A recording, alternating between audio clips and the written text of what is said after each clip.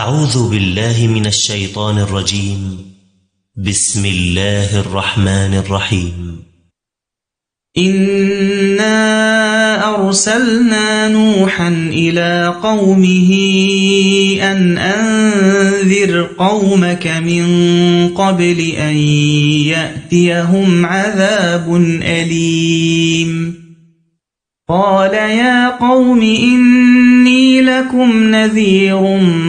مبين أن اعبدوا الله واتقوه وأطيعون يغفر لكم من ذنوبكم ويؤخركم إلى أجل مسمى إن أجل الله إذا جاء لا يؤخر لو كنتم تعلمون.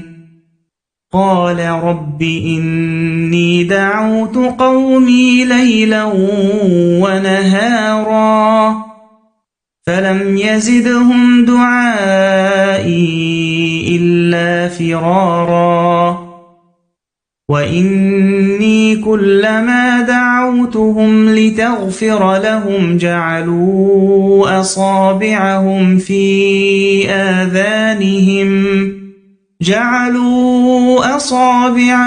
في آذانهم واستغشوا ثيابهم وأصروا واستكبروا استكبارا ثم إني دعوتهم جهارا ثم إني أعلنت لهم وأسررت لهم إسرارا فقلت استغفروا ربكم إنه كان غفارا يرسل السماء عليكم مدرارا ويمددكم بأموال وبنين ويجعل لكم جنات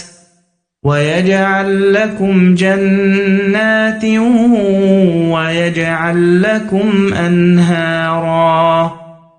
ما لكم لا ترجون لله وقارا وقد خلقكم أطوارا ألم تروا كيف خلق الله 7 سماوات طباقا وجعل القمر فيهن نورا وجعل الشمس سراجا والله أنبتكم من الأرض نباتا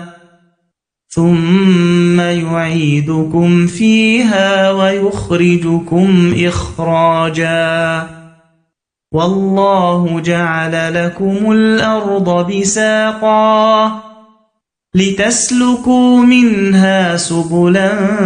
فجاجا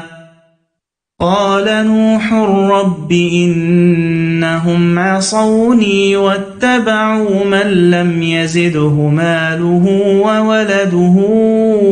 إلا خسارا ومكروا مكرا كبارا وقالوا لا تذرن آلهتكم ولا تذرن ودا ولا سواعا